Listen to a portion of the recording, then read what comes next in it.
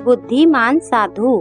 किसी राजमहल के द्वार पर एक साधु आया और द्वारपाल से बोला कि भीतर जाकर राजा से कहे कि उसका भाई आया है। द्वारपाल ने समझा कि शायद ये कोई दूर के रिश्ते में राजा का भाई हो जो संन्यास लेकर साधुओं की तरह रह रहा हो। सूचना मिलने पर राजा मुस्कुराया और साधु को भीतर बुलाकर अपने पास बैठा लिया। साधु ने पूछा, कहो अनुज, क्या हाल चाल है तुम्हारे? मैं ठीक हूँ, आप कैसे हैं भैया? राजा बोला।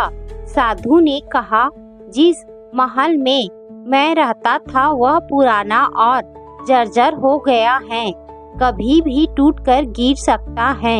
मेरे 32 नौकर थे, वे भी एक एक करके चले गए। 5 रानियां भी वृद्ध हो गई और अब उनसे कोई काम नहीं होता।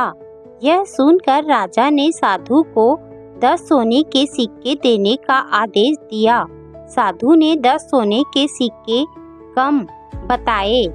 तब राजा ने कहा, इस बार राज्य में सूखा पड़ा है, आप इतने से ही संतोष कर ले। साधु बोला, मेरे साथ 7 समुंदर पार चलो, वहाँ सोने की खदानें हैं। मेरे पैर पड़ते ही समुद्र सूख जाएगा। मेरे पैरों की शक्ति तो आप देख ही चुके हैं। अब राजा ने साधु को 100 सोने के सिक्के देने का आदेश दिया।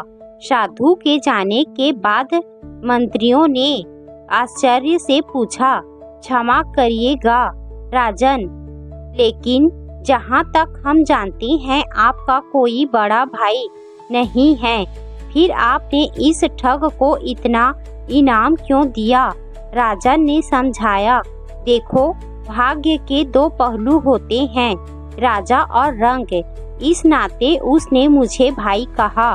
जर्जर महल से उसका आशय उसके बूढ़े शरीर से था। 32 नौकर उसके दांत थे और 5 वृद्ध रानियां उसकी 5 इंद्रियां हैं। समुद्र के बहाने उसने मुझे उलाहना दिया कि राजमहल में उसके पैर रखते ही मेरा राजकोष सूख गया, क्योंकि मैं उसे मात्र 10 सिक्के दे रहा था, जबकि मेरी हैसियत उसे सोने से तौल देने की है।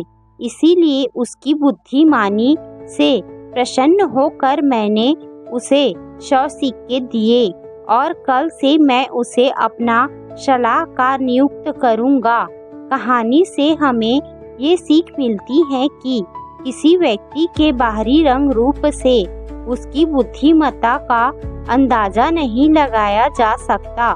इसीलिए हमें सिर्फ इसीलिए कि किसी ने खराब कपड़े पहने हैं या वो देखने में अच्छा नहीं है, उसके बारे में गलत विचार नहीं बनाने चाहिए।